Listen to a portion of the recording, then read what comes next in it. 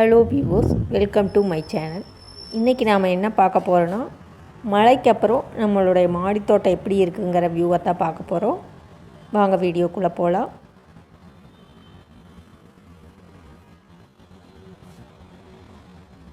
வாழை almost death கண்டிஷனில் இருந்தது. இப்போ மழைக்கு அப்புறம் நல்லா தழைஞ்சி வந்திருக்கு. அதே மாதிரி இந்த ஊசி மல்லி அப்படி தான் நல்லா அரும்பு விட்டு வந்திருக்கு. இது பாருங்க,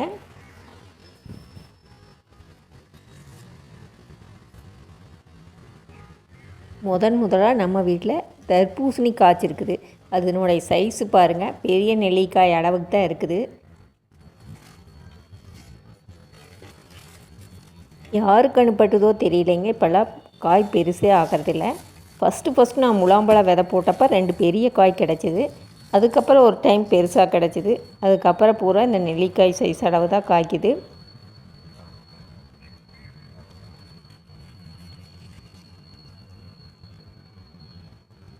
இப்போ பாருங்கள், பிஞ்சு நிறையா பிடிச்சிருக்குது. காய் எப்படி வரும்னு தெரியல. நீங்கள் ஏதாச்சும் ஆர்கானிக் ஃபெர்டிலைசர் தெரிஞ்சால் சஜஸ்ட் பண்ணுங்கள், நான் யூஸ் பண்ணி பார்க்குறேன். இங்கே ஒரு 2 டைம் நல்லா மழை பெஞ்சுது, அப்புறம்லாம் தூறல் தான் வந்தது. இப்போ மறுபடியும் வெயில் ஸ்டார்ட் ஆயிடுச்சு. பயங்கர உப்புசமாக தான் இப்போ இருக்குது. நீங்கள் இருக்கிற இடத்துல மழையெல்லாம் எப்படி பெஞ்சுதுங்கிறத ஷேர் பண்ணுங்கள். அதே மாதிரி வெள்ளரிக்காய் பாருங்கள், பூ நிறையா விட்டுருக்குது. ஆனால் இன்னும் ஒரு காய் கூட வரல. நானும் இது எப்படி காய்க்குங்கிறத பார்க்குறக்கு ரொம்ப ஆவலாக தான் இருக்கேன். இந்த துளசியும் வெள்ளைப்பூச்சி தாக்குதலில் தான் இருக்குதுங்க. இன்னொரு சைடு வச்சுருக்கிற துளசி நல்லா தளைஞ்சி வந்திருக்குது. இது டேபிள் ரோஸு. இது எப்போ நம்ம வீட்டில் இருக்கிறதா. இது கத்தாழை காஞ்சி கிடந்தது, இப்போ மழைக்கு அப்புறம் நல்லா செழிச்சிருச்சு. இது ஒரு ஆரஞ்சு கலர் டேபிள் ரோஸு.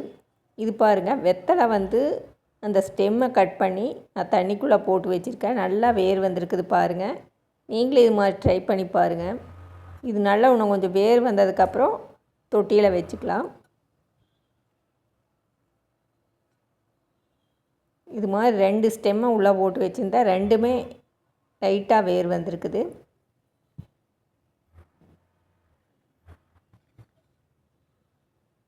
இது ஒரு வாரம் தண்ணியில் போட்டு வச்சப்போ இந்த மாதிரி சின்ன சின்ன வேர் வந்திருக்குது. அடுத்தது மணி பிளான்ட் பாருங்கள், ஜன்னல் ஓரத்தில் வச்சுருக்கிறேன். நல்லா ஜன்னலை தொத்திட்டு அப்படியே மேலே போயிடுச்சு. இதுக்கு ஒரு பிடிப்பு இருந்ததுன்னா போதுங்க, அது வாட்டுக்கு தானாக வளர்ந்துட்டே இருக்கும். ஒரு பெரிய ஸ்டெம்மாக வெத்தலையில் கிடச்சிது. அதை அப்படியே மண்ணில் நட்டு வச்சிடலாம். ஒரு சின்ன பக்கெட்டில் மண் போட்டு நல்லா கிளறி விட்டுக்குங்க. அந்த கீழே இருக்கிற மண்ணெல்லாம் மேலே வர மாதிரி நல்லா கிளறி விட்டுட்டு அதுக்கப்புறம் செடி நட்டு வச்சா நல்லா சத்துள்ள மண்ணாக கிடைக்கும். அடியில் இருக்கிறதெல்லாம் மேலே வரும்போது வெத்தலை நல்லா முத்தின ஸ்டெம்மாக எடுத்துக்குங்க. அப்போ தான் நல்லா வளர்ந்து வரும். அதில் அந்த வேர் பகுதியாட்ட இருக்கும் பாருங்கள், அது மண்ணுக்குள்ளே போகிற மாதிரி வச்சுக்கணும்.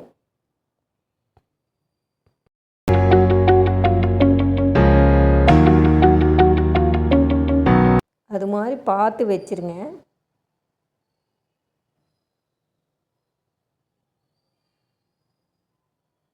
இந்த இடமும் அந்த ஃபஸ்ட்டு காமிச்சிருக்கிற இடம் 2மே உள்ளே போகிற மாதிரி பார்த்துக்குங்க.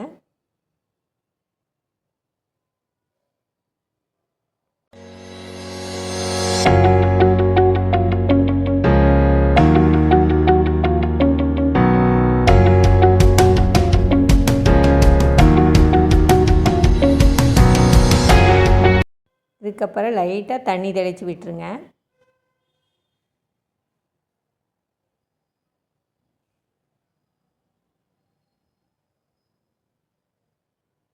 அந்த வேர் நல்லா மண்ணுக்குள்ளே இருந்தால் தான் வேர் நல்லா வளர்ந்து செடி வளரும்.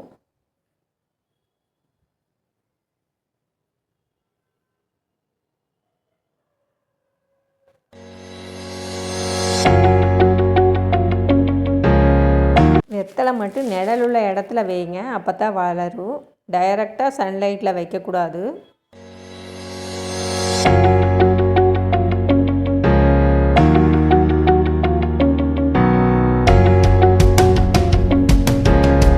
இப்போ கொஞ்சம் தண்ணி விட்டுக்கலாம்.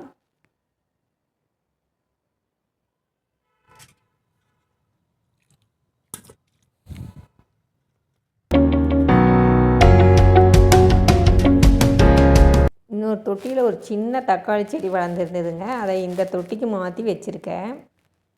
இது பாருங்க, மருதாணி செடியில் இந்த மாதிரி பிவிசி பைப்பை நல்லா சொருகி வச்சுட்டேன். ஏன்னா வெயில் காலத்தில் மருதாணி ரொம்ப வெறும் தலை இல்லாமல் வெறும் குச்சி மட்டும்தான் இருந்துச்சு. பக்கெட் உடஞ்சிருக்கிறதுனால தண்ணி எல்லாம் வெளியே போயிடும். அதனால இலையில்லாமல் வெறும் குச்சி மட்டும்தான் ரொம்ப நாளாக இருந்துச்சு. இப்போ மழை பெஞ்சதுனால நல்லா இலையெல்லாம் வந்திருக்குது பாருங்கள்.